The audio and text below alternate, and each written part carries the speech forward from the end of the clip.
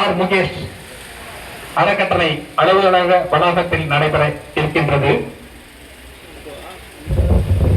R Mukesh அவர்களுடைய 8ஆம் ஆண்டு நினைவேந்தலை முன்னிட்டு விளிம்பு நிலை மக்களுக்கு, வருத்தத்தில் உள்ளவர்களுக்கு, உதவிகள் தேவைப்படக்கூடியவர்களுக்கு இந்த ஆதார உதவி தொடர்ச்சியாக 8 ஆண்டுகளாக வழங்கப்பட்டு வந்து கொண்டிருக்கின்றது. இது 8ஆம் ஆண்டு விழா. இந்த இனிய நிகழ்ச்சிக்கு பல்வேறு விருந்தினர்கள் தொடர்ச்சியாக வருகை தந்து நமக்கு ஆதரவு நல்கிக் கொண்டிருக்கின்றார்கள். அவர்களை இந்த நல்ல தருணத்தில் வருக வருக வருக என்று உங்களின் சார்பாகவும் ஆர் முகேஷ் அறக்கட்டளை நிர்வாகிகள் மற்றும் அறக்கட்டளை உறுப்பினர்கள் சார்பாகவும் வருக வருக வருக என்று இருக்கரம் கூப்பி அன்புடன் அழைக்கின்றோம்.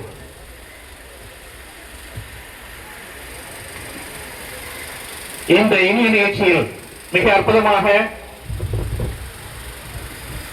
தொடர்ச்சியாக மக்களுக்கு நல்ல திட்ட உதவிகள் போய் சேர வேண்டும் என்ற உள்ள உந்துதல் அடிப்படையில் அண்ணநகர் டாக்டர் நா ரமேஷ் அண்ணா அவர்கள் இந்த அறக்கட்டளையின் நிறுவனராக மிக சிறப்பாக சீரிய பணியை தொடர்ச்சியாக செய்து வருகின்றார் என்பதை நான் சொல்லி நீங்கள் தெரிந்து கொள்ள தேவையில்லை.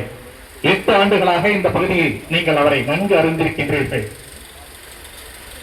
அவருடைய எழுத்தும் பேச்சும் இந்த சமுதாயத்திற்கு ஏதேனும் ஒரு நல்ல மாற்றத்தை கொண்டு வராதா, நாம் இந்த சமுதாயத்துக்கு ஒரு பயனுள்ள மனிதராக வாழ்ந்து நம்முடைய கடமையை நிறைவு செய்ய வேண்டும் என்கின்ற உள்ள அடிப்படையில் மிக ஆழமாக அந்த நம்பிக்கையை கொண்டு இயங்கி வருகின்றார்கள். அவர்களுக்கு இந்த நல்ல தருணத்தில் வாழ்த்துக்களை நாம் தெரிவித்துக் கொள்கின்றோம்.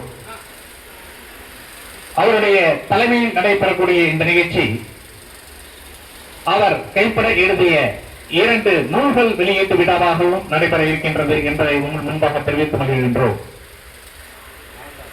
அந்த நூல்களின் தலைப்பு வாழ்க்கை பயணங்கள் என்கின்ற ஒரு புத்தகமும், நேசத்தோடு தேசத்தை மதிப்போம் என்கின்ற ஒரு நூலும் இங்கே வெளியிடப்பட இருக்கின்றது. சிறப்பு விருந்தினர்களாக உங்கள் முன் அரங்கத்தில் இங்கே மிக அழகாக வெற்றி கொண்டிருக்கின்றார்கள். இந்த நூலை வெளியிட்டு சிறப்பு செய்ய தமிழ்நாடு பத்திரிகையாளர் நல சங்கத்தினுடைய மாநில தலைவர் தோழர் TSR சுபாஷ் அவர்கள் இங்கே வருகை தந்து கொண்டிருக்கின்றார்கள். அவர்களை உங்கள் முன்பாக அறிவிப்பதில் நாங்கள் மற்ற மகிழ்ச்சி அடைகின்றோம். இப்பொழுது அவருக்கான ஒரு சிறப்பு செய்யப்படுகின்றது அறக்கட்டளை சார்பில்.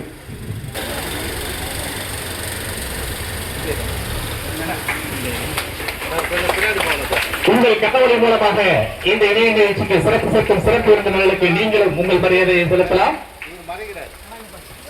நம்முடைய அறக்கட்டளை சார்பில் இப்பொழுது சிறப்பு விருந்தினர்கள் சிறப்பு செய்யப்பட இருக்கிறார்கள். அகமணி சகோதரர் TSR சுபாஷ் அவர்களை பற்றி ஒரு சிறு குறிப்பு. உதவி பட தொகுப்பாளராய் தனது கலை பயணத்தை தொடங்கியவர். இணை இயக்குநராகவும் பட தொகுப்பாளராகவும் தனது திறமையால் தொடர்ந்து முன்னேறி வருபவர். 30 ஆண்டுகளுக்கு மேலாக திரைத்துறையில் பணி செய்து வருபவர். 100 படங்களுக்கு மேலாக பணியாற்றியவர். இந்தியாவிலேயே இளம் வயதில் எடிட்டராக பணி செய்த பெருமை இவருக்கு உண்டு. இந்திய மொழிகள் அனைத்திலும் பணியாற்றிய பெருமைக்கு உரியவர் இவர். சிங்களம், மலாய் மற்றும் ஆங்கில படங்களில் பணியாற்றிய பெருமைக்கு உரியவர் நம்முடைய சுபாஷ் அவர்கள். சின்ன கவுண்டர், எஜமான், பொன்னுமணி, நந்தவன தேரு ஆகிய பல்வேறு திரைப்படங்களில் பணி செய்தவர். இயக்குனர் RD உதயகுமார், இயக்குனர் K பாக்கியராஜ் முதலிய ஜாம்பவான்களிடம் பணிபுரிந்தவர். மறைந்த முத்தமிழ் அறிஞர் டாக்டர் கலைஞர் அவர்களுடைய கலையுலக வாழ்க்கை வரலாற்றை டாக்குமெண்ட்ரி படமாக எடுத்து நமக்கு காட்டிய பெருமை இவருக்கு உண்டு. எழுத்துரைகளும் கோலச்சு வருபவர். விமர்சனங்கள், கட்டுரைகள், தொடர்கள் ஆகியவற்றில் தனது முத்திரையை பதித்து வரக்கூடிய ஒரு மாமனிதர். இந்திய தமிழ் சினிமாவை பற்றி 5000க்கும் மேற்பட்ட கட்டுரைகளை எழுதியுள்ளார். பத்திரிகையாளர் சங்கத்தின் தலைவராக, மாநில தலைவராக சிறப்பாக தனது பணியை ஆற்றி வருகின்றார். சமூகத்தில் 3வது கண்ணாக கருதப்படுவது பத்திரிகை துறை. அந்த பத்திரிகை துறையினுடைய மாநில தலைவர் இவர். சமுதாயத்தின் முக்கிய தூணாக கருதப்படும் பத்திரிகை துறையினுடைய ஒரு இயங்கு தளமாக இருந்து பல்வேறு பத்திரிகையாளர்களை உருவாக்கி வருகின்றார் முன்மாதிரியாக நின்று. மக்களுக்கு விழிப்புணர்வு ஏற்படுத்துவதை முதல் கடமையாக கொண்டு இவர் பத்திரிகை துறையில் சிறப்பாக பணிபுரிந்து வருகின்றார். எங்கும் நடக்கும் முக்கிய நிகழ்வுகளையும் மக்களிடத்தில் கொண்டு சேர்ப்பது பத்திரிகை துறை. மக்களுக்கு உற்ற துணையாக விளங்குவது பத்திரிகை துறை. பத்திரிகை துறையின் சங்க தலைவராக விளங்கும்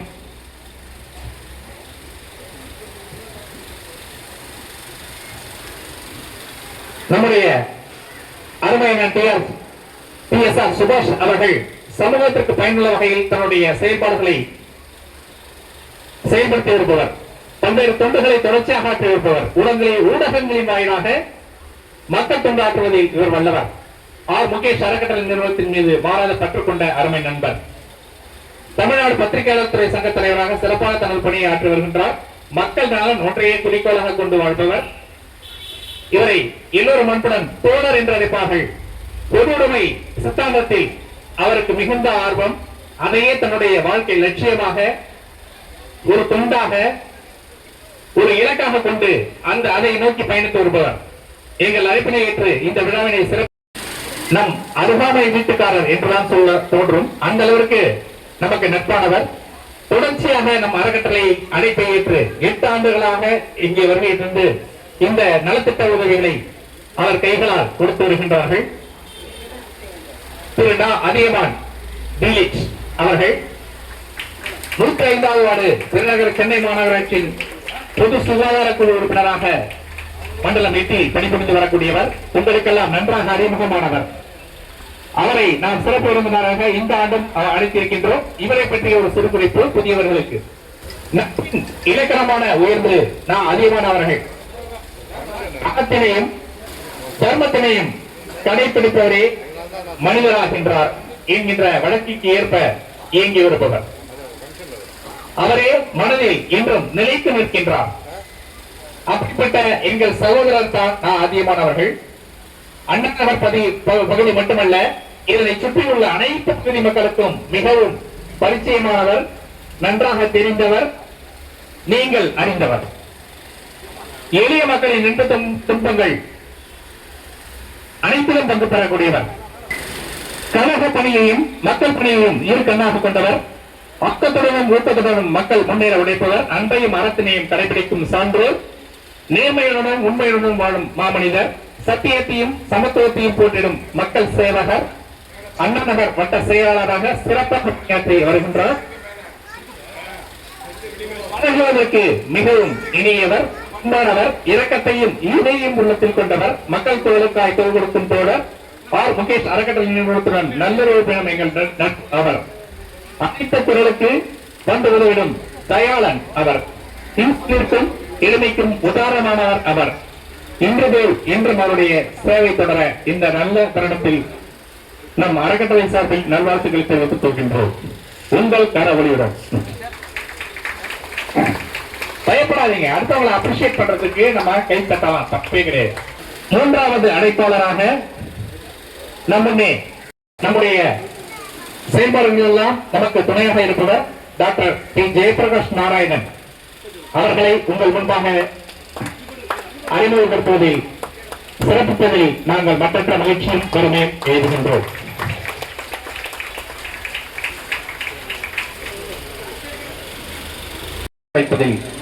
உயர் ஆளுமையவர். மருத்துவ சேவையில் தன்னை அர்ப்பணித்துக் கொண்டு தொடர்ச்சியாக மனித சேவையை செய்து வருகின்றார். மக்கள் சேவையில் என்றுமே முனைப்போடு இயங்கும் ஒரு இளைஞர் இவர். முகேஷ் அறக்கட்டளை நிறுவனத்துடன் நல்ல நட்பினை பேணும் நவரச நாயகன். அழைத்தவுடன் வருவதே இவர் சிறப்பு. எங்கள் தொண்டினை அங்கீகரித்து அதற்கு ஒரு முகவரியை நானும் தருகிறேன் என்று என் பங்கும் இருக்க வேண்டும் என்று நம் அழைப்பிற்கு ஏற்ப இங்கே வருகை தந்து இந்த இனிய நிகழ்ச்சிக்கு சிறப்பு சேர்த்துக் கொண்டிருக்கிறார்கள். முகேஷ் அறக்கட்டளையின் சேவையில் என்றுமே ஈர்ப்புடன் இவருடைய பங்கும் நிச்சயம் இருந்து கொண்டிருக்கின்றது. அடிப்படை தேவைகளை எளிய மக்கள் பெறவே நமது உழைப்பு என்கிற நோக்கத்தோடு மனித சேவைக்கு முன்னுரிமை தந்து நாம் அழைத்த போதெல்லாம் இங்கே வந்து நமக்கு அரணாக இருந்து இந்த நிகழ்ச்சி சிறக்க உதவி செய்து வரக்கூடியவர், நல்ல மாமனிதர். அவரை இந்த தருணத்தில் நாங்கள் சிறப்பித்தது உங்கள் கரகோஷத்திலும் சிறப்பித்தது எங்களுக்கான ஒரு வாய்ப்பு, பெருமை. அவர்கள் நீண்டு வாழ வேண்டும் என்ற இந்த நல்ல தருணத்தில் அவர்களை அன்பு கூர்ந்து வாழ்த்து மகிழ்கின்றோம். இருக்கின்றோம். அறக்கட்டளை சார்பில் அவர் சிறப்பிக்கப்படுகின்றார்கள். திரு ராதாகிருஷ்ணன் ஐயா, நீங்கள் நீண்டு வாழ வேண்டும் என்ற இந்த நல்ல தருணத்தில் எங்களுடைய மனமார்ந்த நல்வாழ்த்துக்களை தெரிவித்துக் கொள்கின்றோம்.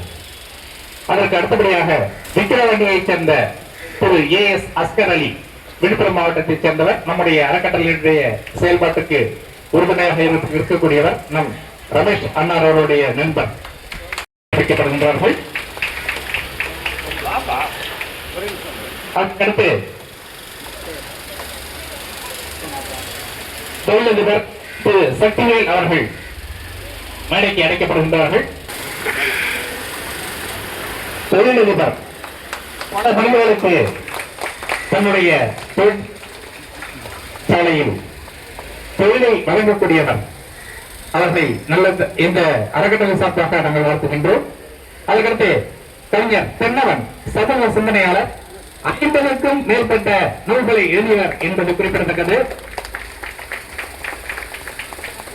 அவரை அறக்கட்டளை சார்பாக வாழ்த்த என்று வாழ்த்துகின்றோம்.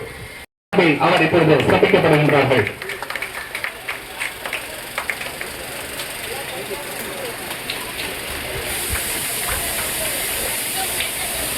அதனைத் தொடர்ந்து அன்னார் திரு ஜெயராமன் அவர்களை மேடைக்கு அன்பு வந்து அழைக்கின்றோம். ஆடை மட்டுமே வெள்ளை அல்லை, இவருடைய உள்ளமும் வெள்ளை, இவருடைய சிரிப்பும் வெள்ளை. அப்படிப்பட்ட ஒரு இளைஞருக்கு இப்பொழுது அறக்கட்டளை சார்பில் நாங்கள் சிறப்பு செய்கின்றோம்.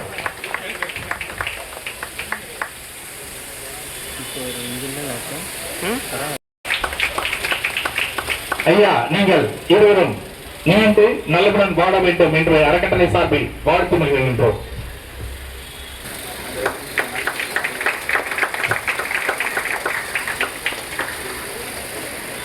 அதிகமான் அவர்கள் அதனை பெற்றுக் கொள்வார்கள். உங்கள் கரவுரையுடன் வாழ்க்கை பயணங்கள் என்கின்ற நூல் இப்பொழுது வெளியிடப்படுகின்றது.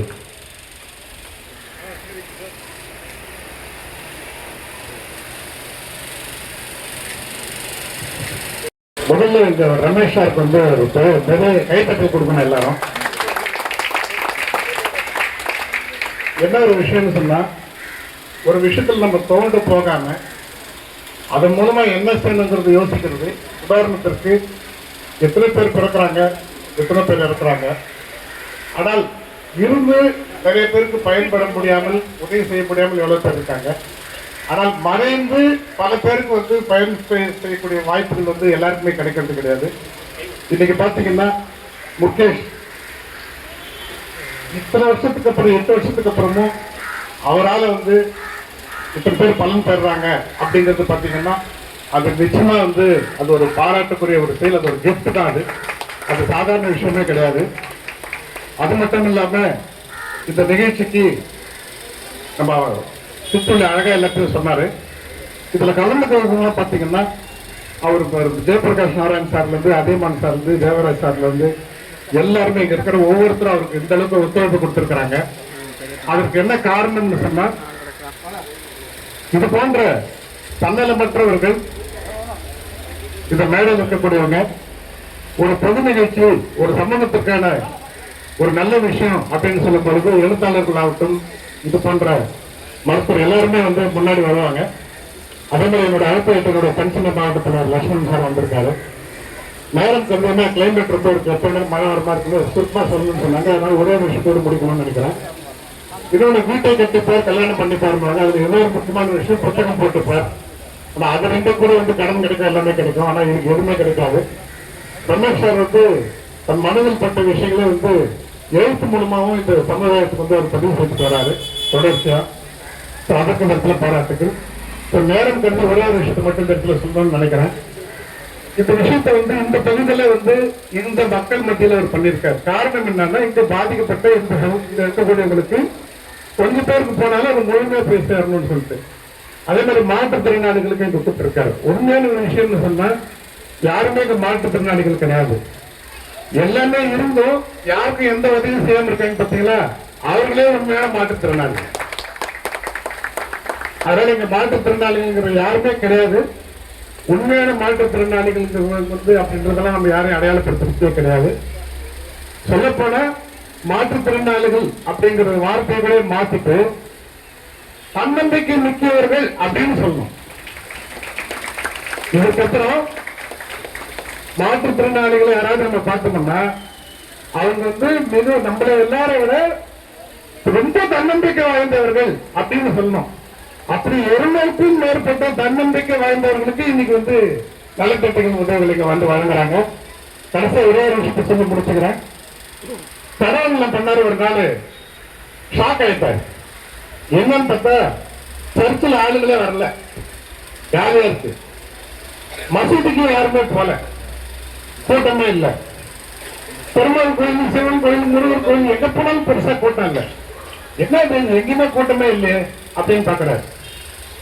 ஆனா ஜனங்கள்லாம் மூவ்மெண்ட் இருக்கு, எங்கே போறாங்க, எங்க போறாங்கன்னு பார்த்தா ஒருத்தர் வீட்டுக்கு போறாங்க எல்லாரும். அப்ப கடவுள் பாக்குறாரு, எந்த கோயிலுக்கு எதுக்கோ போகாம ஒருத்தர் வீட்டுக்கே இவ்வளவு கூட்டம் சேருதுன்னு. அந்த வீட்டுல என்ன நடக்குதுன்னு போய் பார்த்தா, அவரு எல்லாருக்கும் நலத்திட்டங்கள் கொடுக்குறாரு, எல்லாருக்கும் உதவி செய்யறாரு, வாரி வாரி வழங்குறாரு. உடனே கடவுள் என்ன பண்றாரு, அப்படி என்னதான் அவர் பண்றாரு பார்ப்போம்ட்டு அந்த நலத்திட்ட பெறவங்க லைன்ல கடவுளும் போறாரு, சாதாரண மனிதனா போறாரு. அங்க ஒருத்தர் இருந்துகிட்டு எல்லாருக்கும் உதவி செஞ்சுட்டு இருக்காரு, எல்லாருக்கும் எடுத்து கொடுக்குறாரு. அப்ப கடவுள் அந்த ரோல நிக்கிறாரு. என்ன ஒண்ணு உங்ககிட்ட தனியா பேசணும்னு சொல்றாரு. உடனே அவர் என்ன பண்றாரு, சரி வாங்க தனியா உள்ள கூட்டு போறாரு. சொல்லுங்கன்றாரு. தனியா உள்ள போன உடனே அவர் ஸ்மெல் பண்ணிட்டாரு, வந்திருக்கிறது கடவுள்னு சொல்லி. உடனே அவருக்கு ரொம்ப ஆச்சரியமா இருக்கு, எவ்வளவு பெரிய விஷயம், கடவுள் நீங்களே வந்திருக்கிறீங்க அப்படின்றாரு. இல்ல சரி போக்கே, நீ கண்டுபிடிச்சிட்ட. கடவுளுக்கு ஒரு பாலிசி இருக்கும் இல்லையா, வந்தா சும்மா போக மாட்டார் இல்லையா, உனக்கு என்ன வரும்போது கேளு, நான் தரேன் அப்படின்னாரு. அவன் சொன்னான், எல்லாரும் உங்களை பார்க்க முடியாதான்னு தவறு இருக்கிறாங்க, ஆனா நான் எதுவுமே தவறு இல்லை, எதுவுமே இல்லை, அப்படிப்பட்ட எண்ணுக்கு நீங்க காட்சி கொடுத்துட்டீங்க. இதை விட வாழ்க்கையில் எனக்கு வேற என்ன தேவைப்படும், எனக்கு இதுவே போதும் அப்படின்னு சொல்றான். ஆனா கடவுளுக்கு ஒரு சின்ன ஈகோ வந்துருச்சு. இவன் மக்கள் வேணான்றானு. இல்ல நான் வந்துட்டேன், காட்சி கொடுத்துட்டேன், எனக்குன்னு சில பிரின்சிபல்ஸ் இருக்கு. நான் உனக்கு வரணும் கொடுக்காம போயிட்டேன்னா எனக்கு ஏதோ வந்த வேலை முடியாத மாதிரி எனக்கு ஒரு ஃபீல் இருக்கும். பரவாயில்ல, நீ ஏதாவது வர கேளு அப்படின்றாரு. அவன் இல்ல, எனக்கு என்னுடைய மூதாதையர்கள், என்னுடைய அப்பா அம்மா தாத்தா எல்லாருமே எனக்கு 4 தலைமுறைக்கான சொத்து வச்சுட்டு போயிருக்காங்க. நானும் உழைக்கிறேன், எல்லாமே பண்றேன், எனக்கு இதுக்கு போதுமான அளவுக்கு அதிகமான அளவுக்கு என்கிட்ட எல்லாமே இருக்கு, அதனால தான் நான் எல்லாருக்கும் கொடுக்குறேன். அதனால எனக்கு எதுவுமே தேவையில்லை அப்படின்னு சொல்றான் திருப்பி. உடனே கடவுள் என்ன பண்றாரு, சரி உங்களை பார்க்கணும், சும்மா இருக்கக்கூடாதுன்ட்டு உனக்கு 3 ஆஃபர் தரேன், 3 வரம் சொல்ல, வேணுமே வேணாமான்னு சொல்லு அப்படின்றாரு. சரி இவ்வளவு சொல்றாரு, சரி சொல்லுங்கன்றாரு. பசின்னு யாரு வராங்களோ அவங்க கிட்ட வந்தாங்கன்னா அவங்களுடைய பசி சிறப்பு, அது ஒரு வரம்.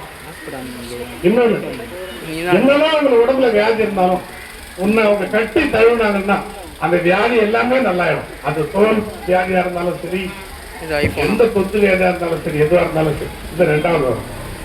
3வது வரும், கஷ்டம் உங்கள்கிட்ட கையேந்துனா அவங்க கையை நீ தொட்டாலே அவங்க கஷ்டம் எல்லாம் போயிடும். 3 வரம். எது வேணும் சொல்லு அப்படின்றாரு. இல்ல 3 வேணும்னாலும் சொல்லுன்றாரு. அவன் கொஞ்சம் தயங்குறான். இன்னும் கடவுள் யோசிக்கிறார், புரியுது வரமே வேணான்னு சொல்றோம், இப்ப 1 கேட்டாலும் தப்பு, 3 எப்படி கேட்கறதுன்னு யோசிக்கிறேன் அதானேன்றாரு. இல்ல எனக்கு 3 வரமும் கொடுங்க, நான் தயங்குறது அதுக்கு இல்லைன்னு. என்னன்னு 4வது ஒரு வரமான வேணும்னு கேட்டான். அப்பதான் கடவுள் சொன்னாரு, பத்தியா நீ யாரும் காமிச்சிட்ட பத்தியா, வரமே வேணான்னு இப்ப 4வது ஒரு வரம் கேட்கிறான்னு கடவுளுக்கு ஒரு கிரேட் வந்துருச்சு. சரி 3 வேணா ஒண்ணு ஃப்ரீ தர்றது இல்லையா, ஒரு ஆஃபரு, சரி என்ன கேளு அப்படின்றாரு கடவுள். அவன் சொன்னா, இந்த 3 வரமும் நான் தான் ஜனங்களுக்கு கொடுத்தேன்னு யாருக்கும் தெரியக்கூடாதுன்னு சொன்னாங்க.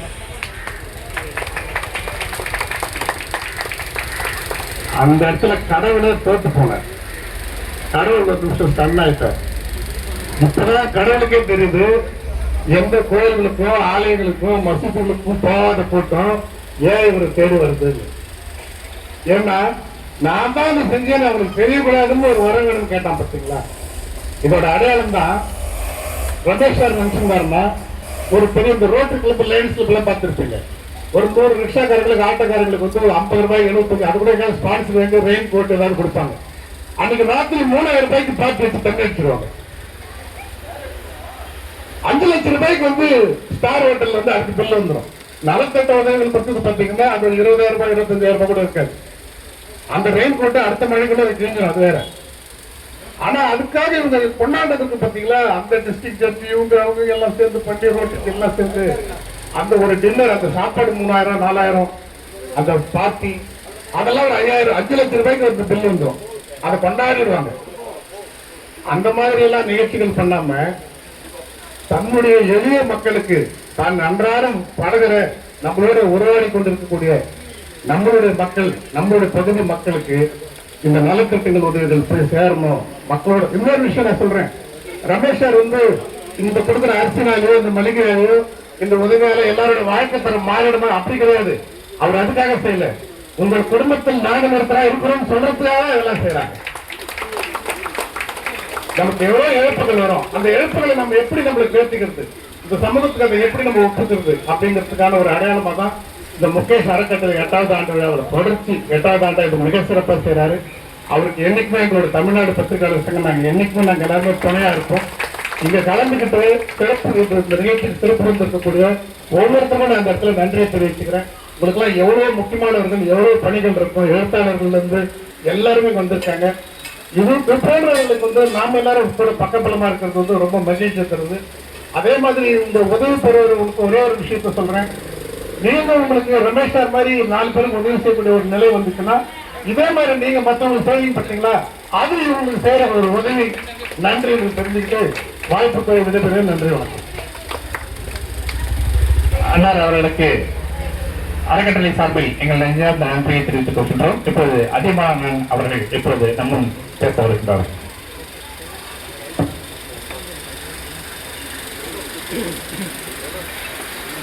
எட்டாக ஒன்றையும் எட்டி பிடிக்கக்கூடிய ஒரு பழக்கம் உள்ளவர் நம்முடைய ரமேஷ் அவர்கள். ஆகவே இந்த 8வது ஆண்டில் ஒரு 5-6 மாசத்துக்கு முன்னாடி இங்கே ஒரு ஃபங்க்ஷன் நடத்தினாரு. ஏதாவது ஒரு பெயர்ல மாற்றி மக்களுக்கு ஏதாவது சென்று கொண்டே இருக்க வேண்டும் என்கின்ற ஒரு சிந்தனை உள்ளவர். அவர் இந்த சமூக பணி மட்டுமல்லாது தமிழ் உணர்வு வைத்தவர். எல்லோரையும் தினமும் ஏதோ ஒரு இடத்தில் அணிந்து கொண்டே இருக்க வேண்டும் என்கின்ற இயல்பு படைத்தவர். தமிழ்கின்ற தமிழெங்கும் மணக்க வேண்டும், காலத்தை வென்று நம்மை திறக்க வேண்டும், இமைமூடி கிடப்பவர்களை விரிக்க வேண்டும் என்று இமைமூடி கிடப்பவர்களை தட்டி எழுப்பி அவர்களையும் கையை பிடித்து அழைத்து வந்து இந்த சமூகத்தில் ஒரு அங்கத்தினர்களாக வாழ்த்தி இவருடைய தத்துவத்தை எல்லாம் பல நேரங்களில் தன்னுடைய புத்தகத்தின் மூலமாக எடுத்துக் கொள்ளக்கூடியவர். ஐயா அவர்கள் சொன்னதைப் போல எந்த விதமான வளர்ச்சியும் இல்லாமல் பொய்வும் இல்லாமல் ஒரு உற்சாகத்தோடு வருடத்திற்கு ஒரு 4 நிகழ்ச்சிகளை நடத்தி கொண்டிருக்கின்றார். அவருடைய அன்றாட பணிகளையும் செய்து கொண்டு இதையும் அவரால் எப்படி செய்ய முடிகிறது என்று எனக்கெல்லாம் ஒரு ஆச்சரியம்தான். இப்படி தொடர்ந்து எங்களை எல்லாம் 8வது வருடமாக அழைத்துக் கொண்டிருக்கக்கூடிய நண்பர் ரமேஷ் அவர்களை பற்றி நம்முடைய பத்திரிகையாளர் அவர்கள் மிக அற்புதமான வரிகளை அதிங்கே எடுத்துரைத்தார்கள். ஒரு சிறு கதையையும் சொல்லி அது அவருக்கு மிக மிக ஒரு பொருத்தமான ஒரு சொல்லாகும். செல்புருந்து வருகிருந்து பார்த்திருப்பான், நல்விருந்து வானத்தவருக்கு என்றார் வள்ளுவர். ஒரு விருந்தினர் சென்று வீட்டை விட்டு போவதற்கு இன்னொரு விருந்தினரை எதிர்பார்த்து எவன் ஒருவன் காத்துக் கொண்டிருக்கின்றானோ அவனுடைய இல்லத்தில் கடவுள் வந்து தங்குவாராம். செல்விருந்தோம்பி வருவிருந்து பார்த்திருப்பான் நல்விருந்து வானத்தவருக்கு அகனமர்ந்து பொய்யால் விடையும் மூலமர்ந்து நல்விருந்தோம்புவாங்க. இப்படி யார் வீட்டுல கடவுள் வந்து தங்குவார்னாக்கா எப்படி தேடி தேடி கண்டுபிடித்து யாருக்கெல்லாம் செய்கின்றாரோ அவருடைய இல்லத்தில் செய்யால் உலகும் என்ன வள்ளுவர் சொல்றார். ஆகவே இவர் வீட்டில் இறைவன் உறைந்து கொண்டிருக்கின்றார், உறைந்தும் நுழைந்தும் இருக்கின்றார். அப்படிப்பட்ட ரமேஷ் அவர்கள் இந்த நிகழ்ச்சியை நடத்திக் கொண்டிருக்கின்றார்கள். இந்த நிகழ்ச்சிக்கு சிறப்பாக வந்திருக்கக்கூடிய திரு சுபாஷ் அவர்களே, திரு தேவராஜன் அவர்களே, இந்த பகுதிக்கு நன்கு அறிமுகமான மருத்துவர் ஐயா ஜெயபிரகாஷ் நாராயணன் அவர்களே, திரு ராமகிருஷ்ணன் அவர்களே, ஜெயராமன் அவர்களே, இவருக்கு தோன்ற துணையாக இருந்து பணியாற்றிக் கொண்டிருக்கக்கூடிய திரு குலானி அவர்களே, ஜான் அவர்களே, ராதாகிருஷ்ணன் அவர்களே, செல்வராஜ் அவர்களே, ராஜேந்திர அவர்களே, ராஜன் அவர்களே, மணியரசு அவர்களே, பாபு கிருஷ்ணன் அவர்களே, ரூபன் அவர்களே, முருகன், வினோத், மணிகண்டன் அவர்களே, ராஜேஷ், பிரபாகரன், மனோகரன், முருகன் மற்றும் எழிலான முறைகளே இங்கே அமர்ந்திருக்கக்கூடிய பகுதிவாழ் பெருமக்கள் அத்தனை பேருக்கும் சந்தனம் குழந்தைகளின் செந்தமிழ் வணக்கங்களை உரித்தாக்கிக் கொள்கின்றேன். நான் ஒரு அரசியல் கட்சியிலே ஒரு பொறுப்பில் இருக்கின்றேன். இந்த வட்டாரத்தில் மாமன்ற உறுப்பினராக பணியாற்றிக் கொண்டிருக்கின்றேன். நாங்கள் இதை போன்ற நலத்திட்டங்கள் கொடுக்கின்றோம் என்று சொன்னால் எங்களுக்கு மக்கள் மீது அக்கறை இருந்தாலும் அது உள்ளூர ஒரு நோக்கம் ஒன்று இருக்கிறது. அந்த நோக்கம் என்ன என்பது எல்லோருக்கும் தெரியும். அது உள்ளறிவுமாக உறைந்து கிடக்கக்கூடிய ஒன்று. ஒரு 1000 பேருக்கு ஒரு நலத்திட்டம் கொடுக்கிறோம்னாக்கா அந்த 1000 பேர்ல இருந்து ஒரு 500 பேருக்கு திருப்பி நாங்கள் பிரதிபலனை எதிர்பார்க்கக்கூடிய ஒரு அரசியல்வாதி. ஆனால் இவருக்கு யாருக்கும் ஓட்டு கேட்க போறதில்லை. ரமேஷ் எங்கேயும் போட்டு ஓட்டை எதிர்பார்த்து நான் இவரு கொடுத்தேன், அப்புறம் ஓட்டு போனா கோச்சி போடுறது கிடையாது. ஆகவே இவருடைய இந்த அற்புதமான பணி இந்த மேதினியில் பிறந்ததற்கான ஒரு அடையாளமாக இருக்கிறது. சரி, எல்லோருக்கும் கற்பனை இருக்கிறது, சிந்தனை வளம் இருக்கிறது. எல்லாரும் வாழ்க்கையை பயணித்துக் கொண்டே போகின்றோம். அவர்களுடைய இயல்புக்கு ஏற்ற மாதிரி வாழ்ந்து கொண்டிருக்கின்றோம். அதை வாழ்க்கை பயணங்கள் என்கின்ற ஒரு புத்தகத்தின் மூலம் புத்தகமாக வடிக்கக்கூடிய அளவிற்கு எத்தனை பேருக்கு பொறுமை இருக்கிறது, அதை எழுத்தாக பதிவு செய்வதற்கு ஒரு வாய்ப்பு கிடைக்கிறது. இவர் பல பணிகளுக்கிடையே தன்னுடைய எழுத்து பணியும் பொறுப்பில்லாமல் செய்து கொண்டு வருடத்துக்கு ஒரு 4 புத்தகம் வெளியிடுறீங்களா? அது எப்படி முடியுதுன்னா எனக்கு தெரியல. அவர் தேசத்தை நேசி என்று ஒரு புத்தகம் வெளியிடுகிறார். அதுல பாத்தீங்கன்னா அவர் ஒரு சிந்தனை, ஒரு மேம்பட்ட ஏற்றத்தாழ்வட்ட சமூகம் இருக்க வேண்டும் என்ற சிந்தனை அவர் ஒவ்வொரு கவிதையில் இருக்கும். அவருடைய கட்டுரையில் இருப்பதை நான் பார்க்கின்றேன். பாரதியார், பாரதிதாசனோடு தொடாமல் அவருடைய புத்தகமே இருக்காது. அதேபோல் இந்த புத்தகத்திலையும் எடுக்கும்போதே பார்த்தா 2 பேரும் அந்த ஒரு புரட்சி கவிஞர், இதற்கு தேசிய கவிஞர். தேசியமும் இருக்கும், புரட்சியும் அவருடைய சொற்களிலே இருக்கும். இப்படிப்பட்ட அற்புதமான மனிதரை என்னை விட்ட ஒன்று 1 மணி நேரம் கூட அவரை பற்றி பேசினே இருப்பான். மழை ஒரு விதத்தில் இருக்கிறது. விண்ணின்று போய்க்கும் வெள்ளியின் உலகத்தை உள்ளின் உலகத்தின் பசி என்று சொல்வார்கள். அந்த பசியை போக்குவதற்காக அங்கே அவர்களுக்கு சாப்பாடு வைத்திருக்கின்றார். பள்ளி குழந்தைகளுக்கு புத்தக கட்டுக்களோடு பையையும் வைத்திருக்கின்றார். குந்தகத்து உணவு, அரிசி, மளிகை பொருட்கள் எப்படி வருடம் ஒரு அரசாங்கம் செய்வதை விட இந்த பகுதி மக்களுக்கு ஆண்டோராயிரம் செய்து கொண்டிருக்கக்கூடிய ரமேஷ் அவர்களுக்கும் அவருக்கு துணையாக இருந்து கொண்டிருக்கக்கூடிய அத்தனை பேர்களுக்கும் என் நெஞ்சிலிருந்து நன்றியையும் மேடையில் விட்டுவிட்டுள்ளோ அத்தனை பேருக்கும் என்னுடைய நன்றியும் வாழ்த்துகளையும் தெரிவித்துக் கொண்டு 1000 பணிகள் வளரும் வரை அலைகடல் கேட்கும் வரை பொன்னி நதியால் கேட்கும் வரை பொதியை தந்த வாழும் வரை தண்ணி தமிழ் என்ற அகலத்தில் இருக்கும் வரை உங்கள் கொண்டு தொடர வேண்டும். வாழ்த்துக்கள். நன்றி.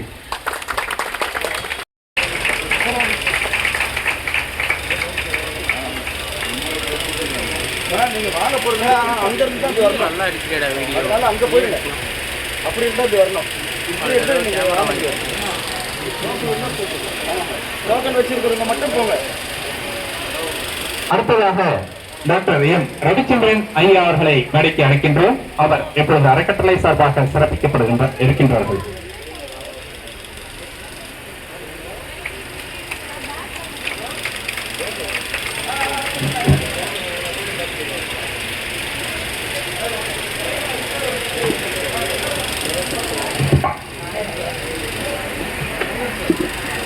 இப்போது நம்முன்னே டாக்டர் பி ஜெயபிரகாஷ் நாராயணன் ஐயா அவர்களை நம்முடைய உரையாற்ற அன்பு கொண்டு அழைக்கின்றோம். தமிழன் என்றொரு இனமுண்டு, தனியே அதற்கொரு குணமுண்டு. அமிழ்தம் அவனது மொழியாகும், அன்பே அவனது வழியாகும். அந்த அன்பு வழியை காட்டுகின்ற விதத்திலே முகேஷ் அறக்கட்டளையை ஆண்டு வருகின்ற அன்பு சகோதரர் ரமேஷ் அவர்களே,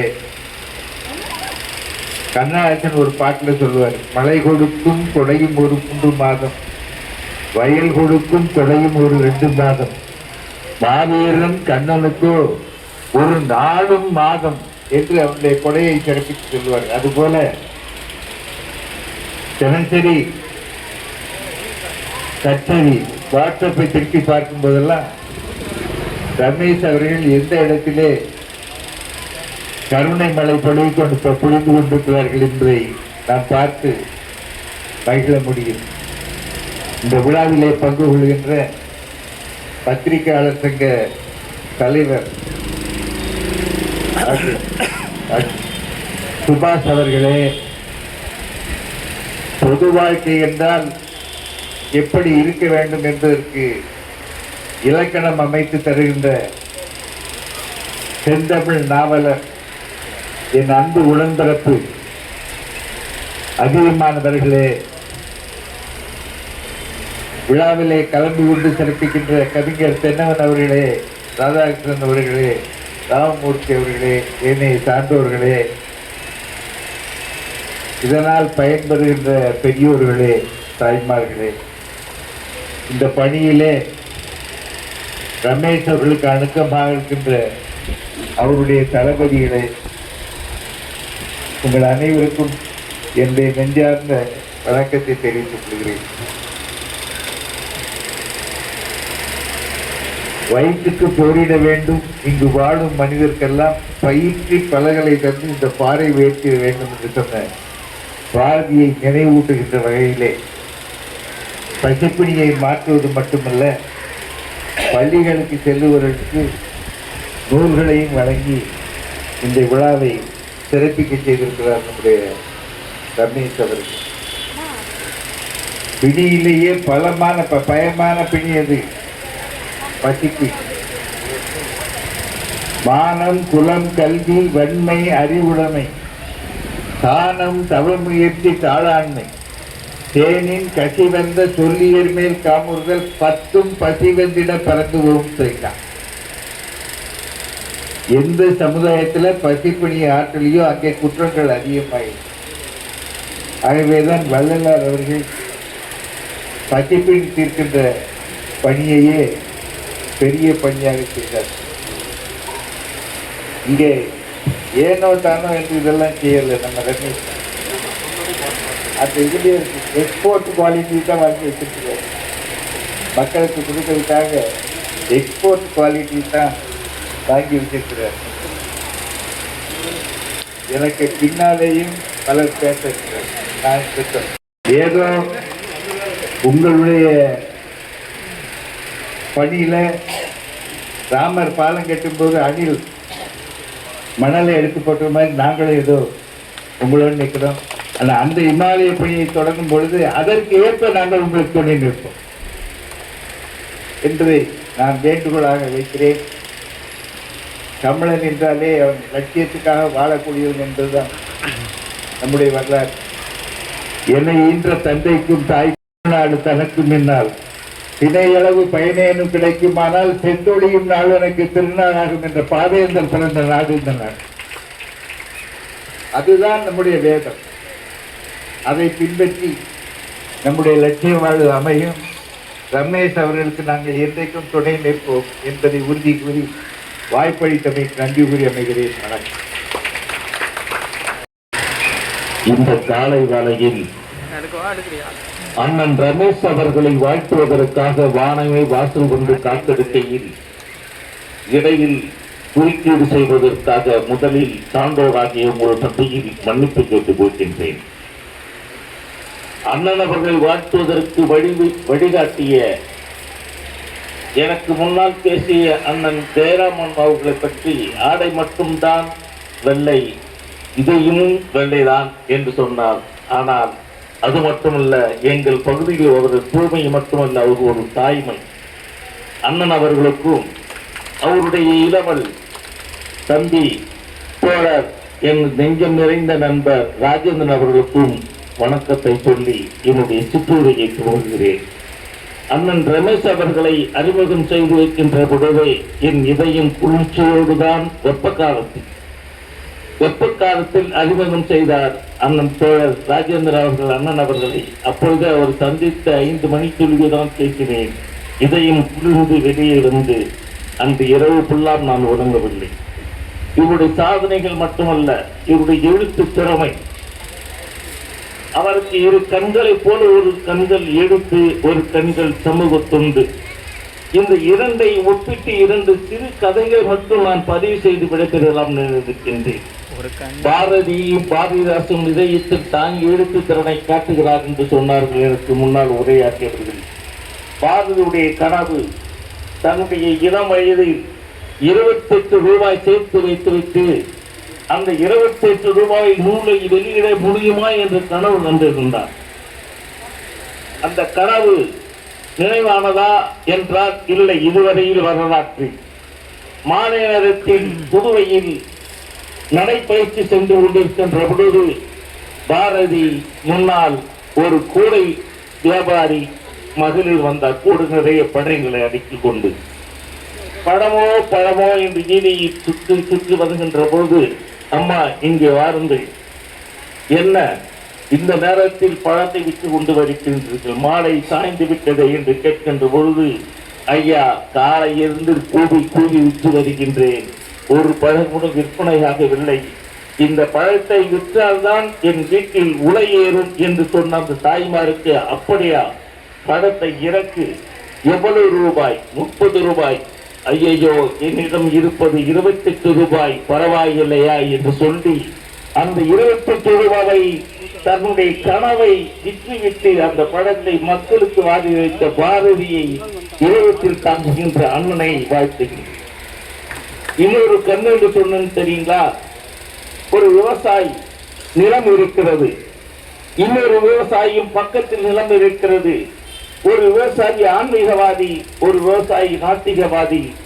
ஆனால் பக்கத்தில் இருக்கின்ற விவசாயியின் பற்றியில் நிலத்தில் மழை பெய்யவில்லை, நாத்திக நிலத்தில் மழை பெய்கின்றது.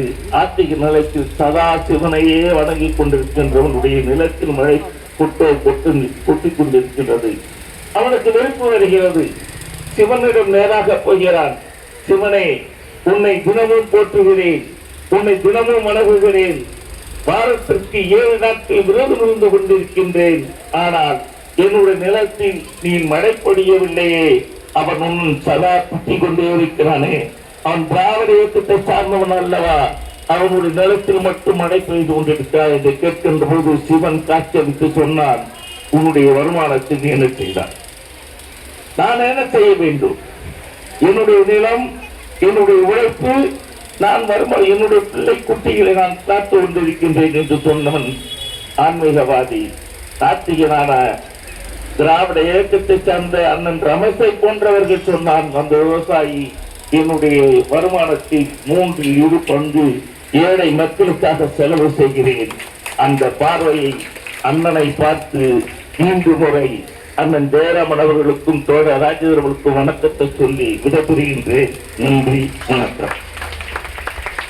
இப்பொழுது தொடங்க இருக்கின்றன. அவர்கள் வரிசையில் வந்து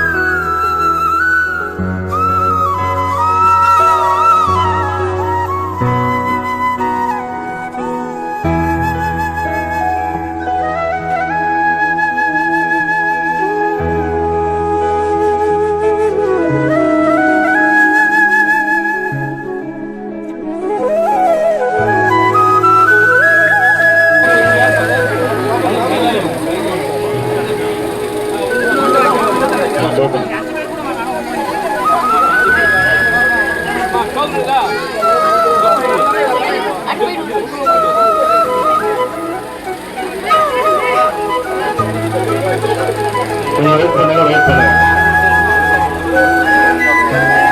நான் கொஞ்சம் பின்னாடி நடந்து நில்லுங்கம்மா. கொஞ்சம் பின்னாடி நடந்து நில்லுங்க. பின்னாடி போங்க. எல்லாம் பின்னாடி நடந்து போங்க. எல்லாம் கவனிமா, பின்னாடி நடந்து போங்க. நீங்க லைனா நின்னதான் நாங்க அலோ பண்ண முடியும். பின்னாடி நடந்து போங்க. பின்னாடி போங்க மேடம். பின்னாடி இருக்கணும். பின்னாடி போங்க. பின்னாடி போங்க.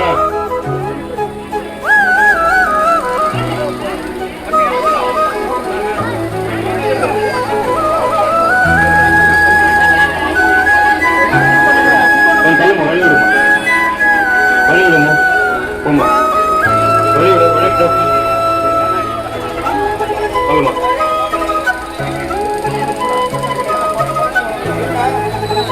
ஐயோ பின்னாடி வா. பின்னாடி வாங்க. பின்னாடி வாங்க.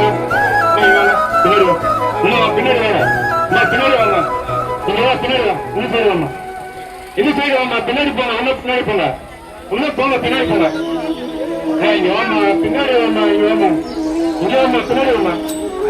பின்னாடி வாங்க. பின்னாடி ஒண்ணு பின்னாடி போங்க.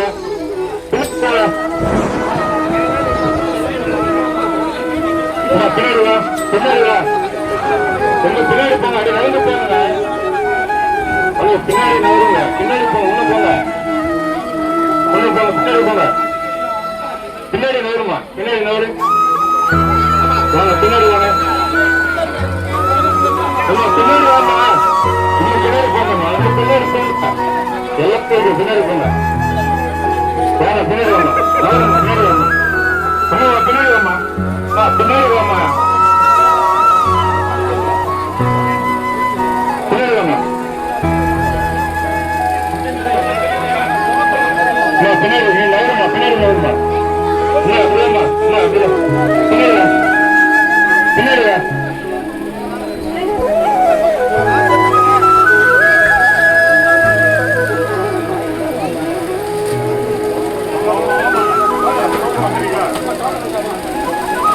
கை தூக்க கூடாது.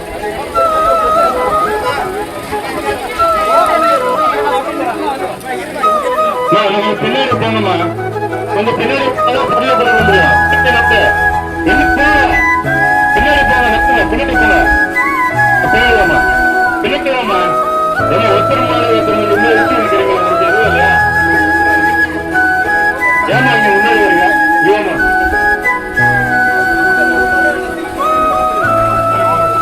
இப்படி வாமா. பின்னாடி வாமா. எல்லா வயசுல பெரியவங்க சொல்றது ஒன்றும் கேட்க மாட்டாங்க.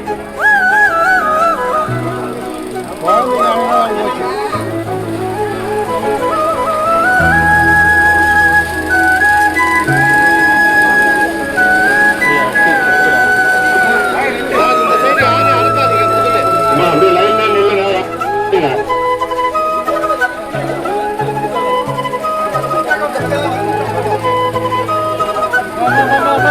லைன்ல போமா.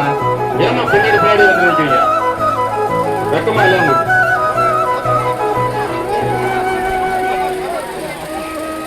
லைனா நில்லுங்கம்மா. சத்தம் பாருங்க. எல்லாருக்கும் உண்டுமா. தரங்கம்மா. எல்லாருக்கும் லைனா நில்லுங்க.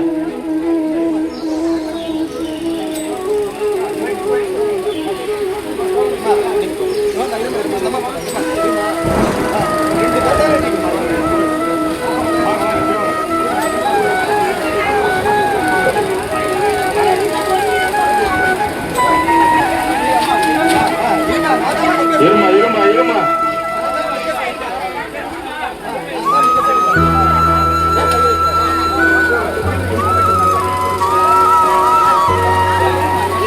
இப்படியம்மா நீ வெளியே வாங்க. நீங்க வெளியே வாங்க. நான் வாங்கிக்கிறேன். இருமா நீ இருமா.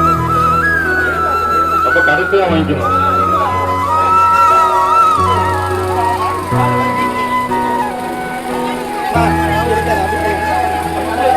பின்னாடி போமா. பின்னாடி வாமா. பின்னாடி நடந்து வா.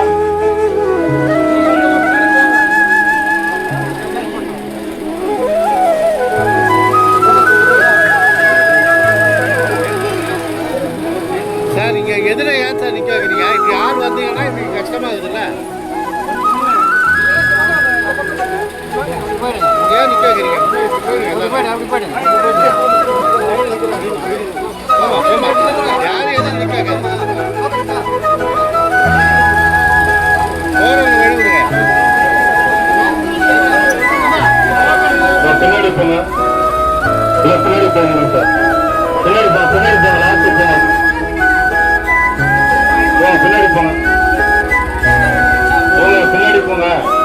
பின்னாடி லாஸ்ட் போங்க. இன்னும் யாரும் முன்னாடி வராதீங்க, பின்னாடி போங்க.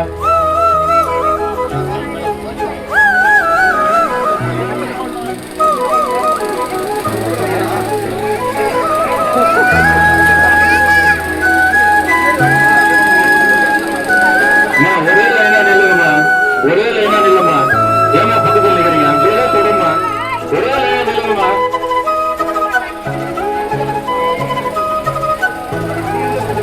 ஒரே லைனா ஒருத்தர் பின்னாடி ஒருத்தர் நில்லுங்க. தள்ளி தள்ளி நில்லுங்க.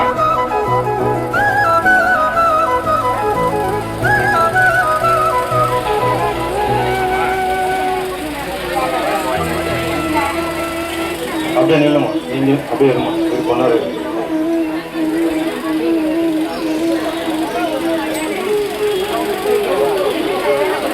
டோக்கன் எல்லாம் கையில வச்சுக்கணுமா.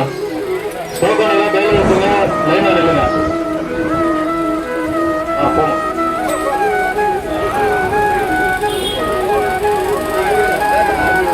இது யாரு? அவருதான் டோக்கன் கம்மனர்.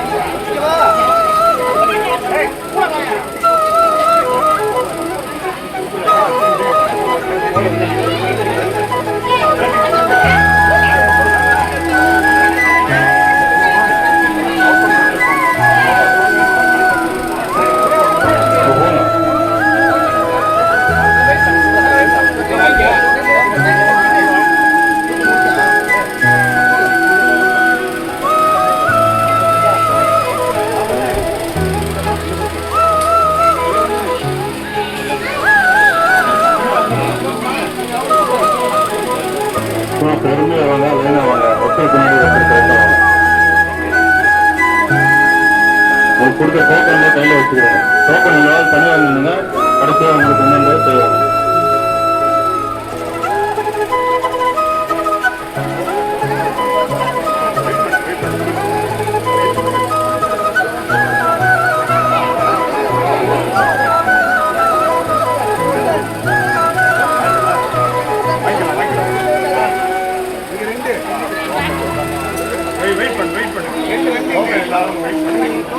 டோக்கன் எல்லாம் இந்த பக்கம் வாமா.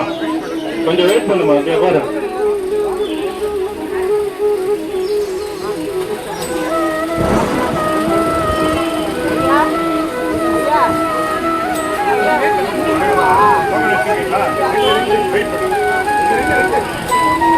இங்க உள்ள வாங்க. உங்களுக்கு டோக்கன் இல்லையா? இங்க வாமா. முன்னாடி வாங்க.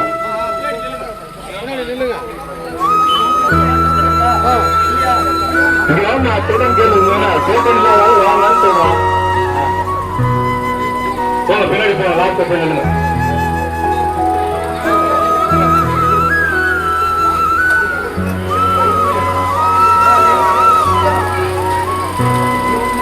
டோக்கன் இருக்கா? இல்லையா? முன்னாடி போய் உட்காருங்க.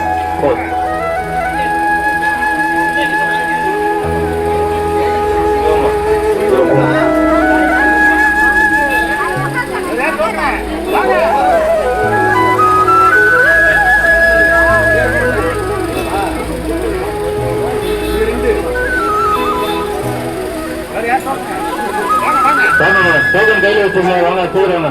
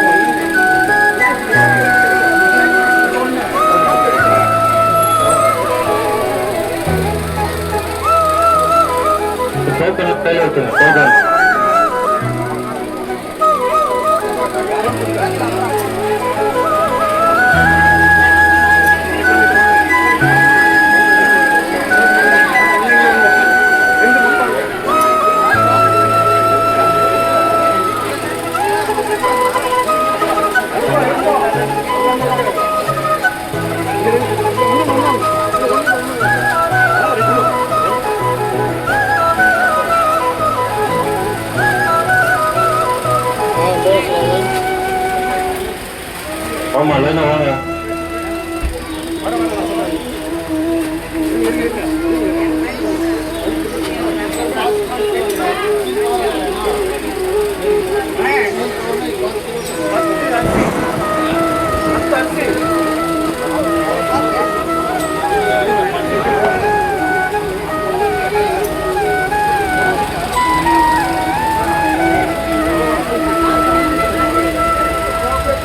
முன்னாடி வாங்க.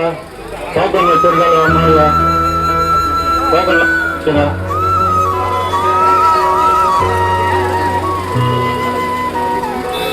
கொஞ்சம் வழி விட்டுருமா சார், வழி விடுங்க. இந்த கேட் ஓப்பன் பண்ணுங்க.